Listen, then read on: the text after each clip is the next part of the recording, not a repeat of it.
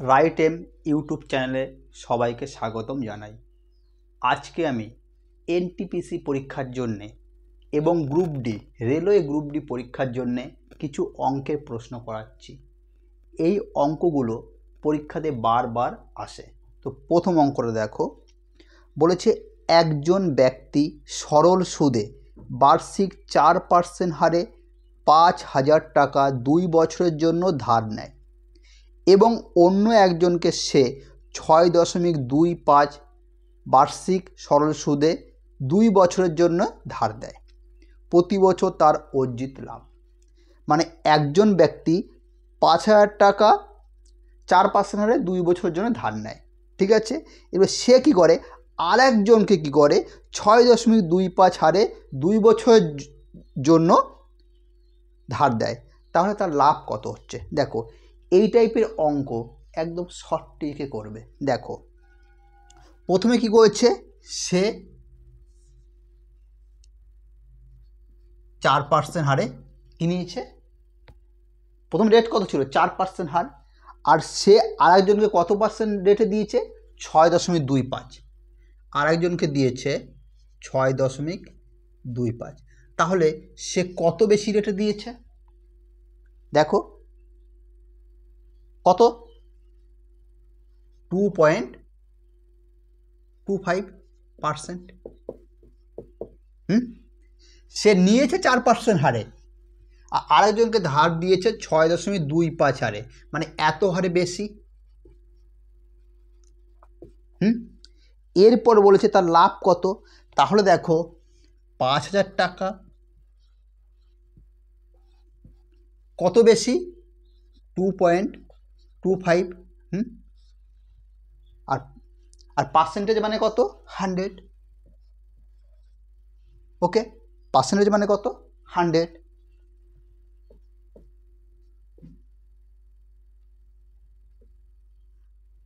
5 5 25, 5 দুগুণি 10 12, 5 দুগুণি 10 11, ওকে।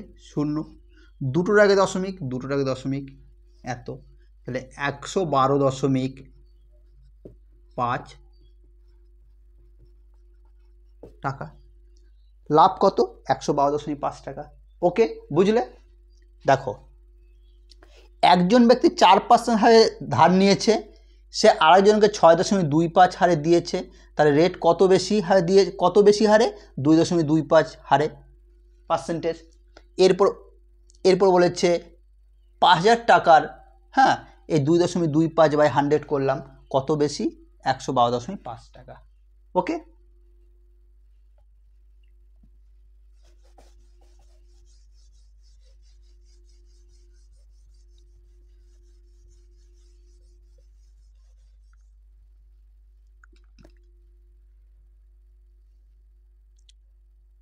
দেখো এরপরে অঙ্কটা, একটি নির্দিষ্ট হারে একটি নির্দিষ্ট মূলধন জন্য 4 বছর ও 8 বছরের সরল সুদের অনুপাত নির্ণয় করো।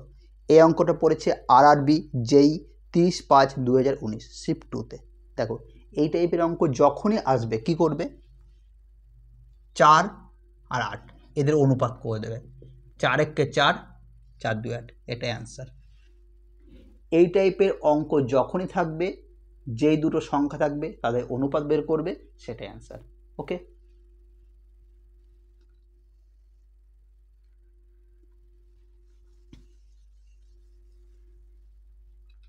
এর পরের অঙ্কটা, একটি নির্দিষ্ট সরল সুদের হারে 8,000 টাকা 3 বছরের জন্য 2,956 টাকা হয়ে যায়। যদি সুদের হার 4% বৃদ্ধি পায়, তাহলে বিনিয়োগ কত বৃদ্ধি পাবে। দেখো, 3 বছর, ঠিক আছে, 3 বছর, আর সুদের হার কত 4% হারে বৃদ্ধি পেয়েছে, তাহলে 1 বছরে যদি 4% হারে বৃদ্ধি পায়, 3 বছরে কত 12%, 3 বছরে কত 12%। এরপর বলেছে 800 টাকা কত হচ্ছে, তাহলে দেখো 800 টাকা 3 বছরে 2,956 টাকা হয়।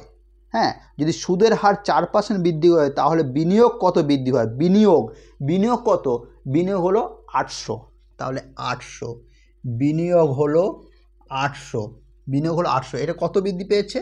এই 12% বৃদ্ধি পেয়েছে। পার্সেন্ট মানে 100, 12/100। এই শূন্য কাটা, এই শূন্য কাটা, 8 96। তাহলে বিনিয়োগ কত বৃদ্ধি পেয়েছে? 96 টাকা।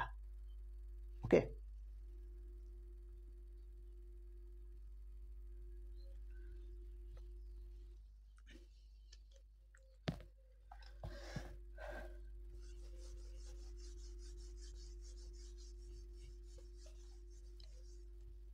এরপরে অঙ্কটা, কোনো আসল 20 বছরে সুদে আসলে 5 গুণ, তাহলে বার্ষিক সুদের হার কত? দেখো এই টাইপের অঙ্ক যখনই থাকবে কি করবে?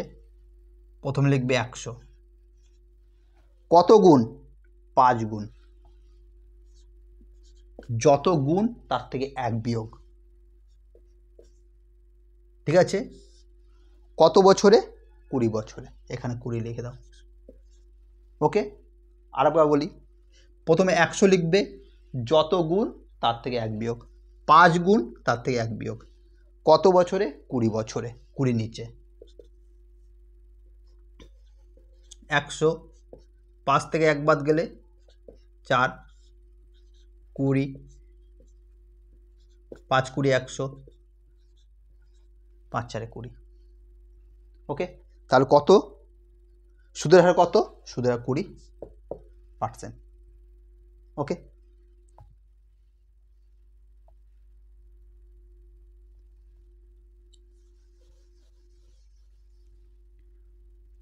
এরপরে অঙ্ক দেখো, সেম অঙ্ক আর একটা, যদি কোনো আসল 12 বছরে সুদে আসলে 4 গুণ হয়, তাহলে বার্ষিক সুদের হার কত?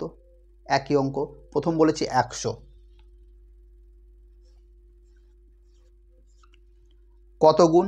4 গুণ, এর থেকে কি বলেছি? 1 বিয়োগ, আর নিচে কত বছর বলেছে? 12 বছর, 12 নিচে, তাহলে 100, 4 থেকে 1 বাদ গেলে 3, 12, 3 4 12, 4 25, 100, সুদের হার 25%। ওকে,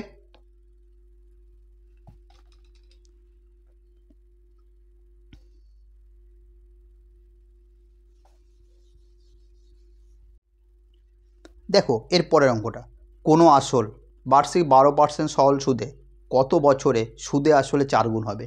সূত্র আমার একই,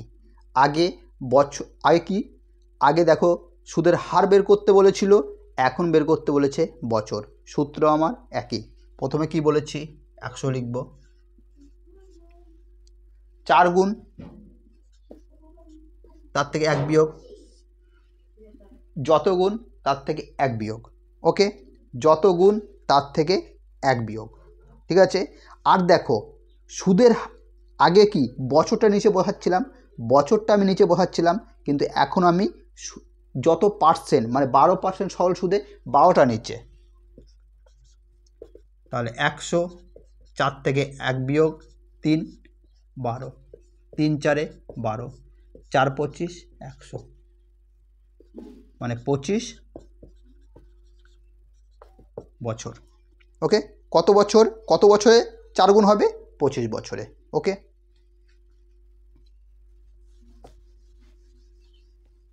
এর পরের অঙ্কটা দেখো, কোনো আসল বার্ষিক 8% সরল সুদে কত বছরে সুদে আসলে 3 গুণ হবে? একই অঙ্ক, প্রথমে আমার সূত্র কি?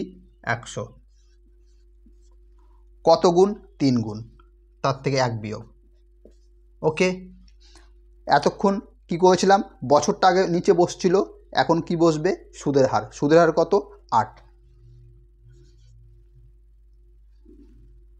তাহলে 100, 3 থেকে 1 বিয়োগ 2, 8, 2 4 8, 4 25, 100, কত? 25 বছর। ওকে, এইরকম ভিডিও পেতে তোমরা আমার চ্যানেলটাকে অবশ্যই সাবস্ক্রাইব করে রাখো।